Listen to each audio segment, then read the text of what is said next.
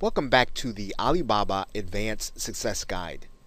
And in this video, we are going to be talking about what a good product is for you to be able to source and then subsequently sell.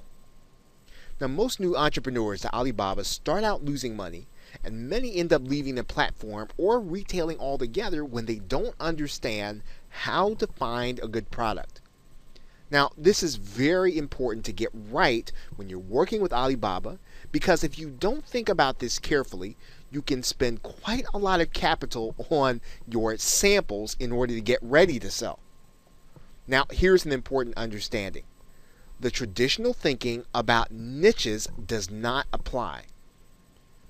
If you were to talk to very successful sellers over time who got involved in e-commerce and who started to use Alibaba and sourcing products to sell them in various marketplaces, they would tell you that there are really no profitable niches, only profitable products that are selling consistently. That means that you have got to develop an eye for a fast-selling product. A market is irrelevant outside of the individual products.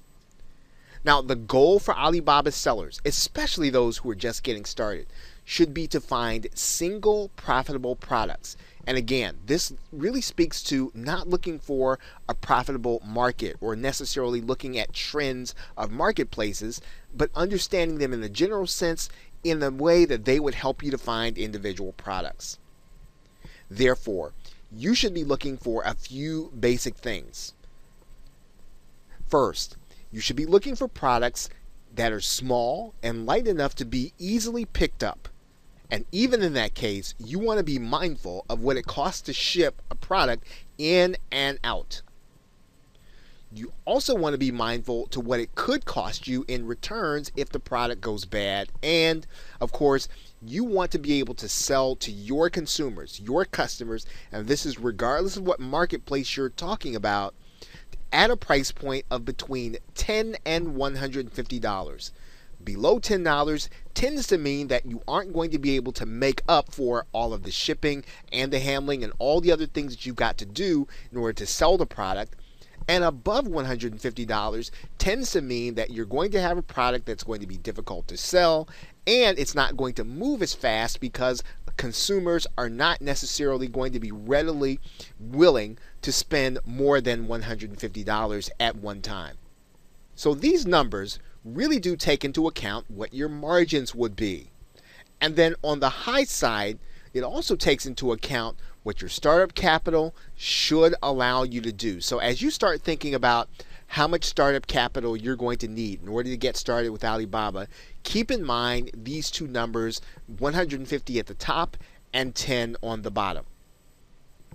Now, one of the things that you are going to want to develop when you start thinking about products is, can this product bring me a consistent flow of buyers? And that really means that you primarily aren't necessarily going to want, at least when you first get started, seasonal products. Seasonal products mean that they're probably going to sell during the fall or they might sell during the summer, but they're not necessarily going to sell throughout the year. The best way to build an e-commerce business is to find products that are going to bring you a consistent flow of buyers. And what this does, of course, is it gives you cash flow all year long, cash flow that you're going to be able to use in order to build your business further, scale it, and grow it.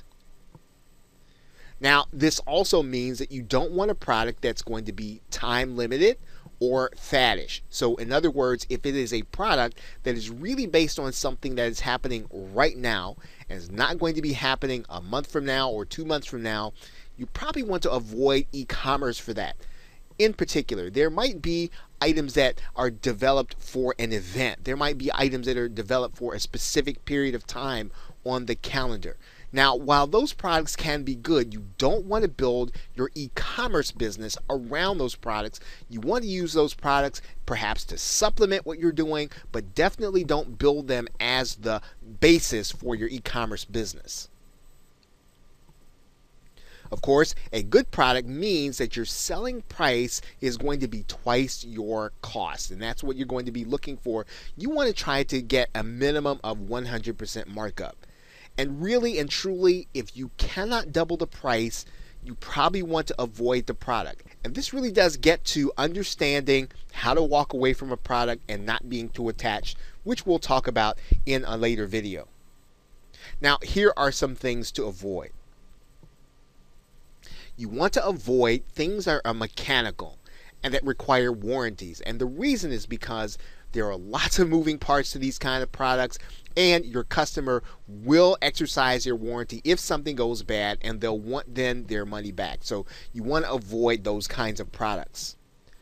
2, you also want to avoid things that are sold at large retailers. And the reason is you're not going to be able to compete with those retailers. If they lower the price at any point in time, it could typically drive your sales from whatever it is down to zero in a matter of days or hours sometimes if a big retailer decides to run a big sale. So try to avoid those things that are being sold at large retailers.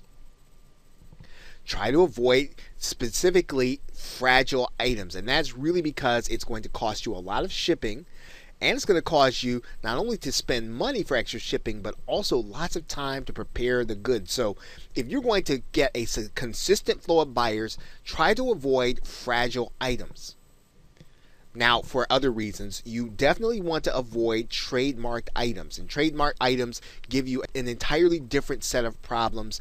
You can end up being called by another manufacturer or by a brand and being asked to take your product down, and you don't want to get started selling your product. You don't want to get started bringing in customers and having them start to buy routinely, and then to have some brand come to you and say, hey, we want you to take this product down because it is an infringement against our trademark or copyright. So really try to avoid anything that could even come close to a trademarked item. Now, obviously, you're not going to use a trademarked item directly, but think about what could be, what possibly could be a problem in terms of a trademark. Try to avoid that issue altogether, because again, all it's going to do is really slow you down, as well as give you another something to do that is away from your building a profitable e-commerce business.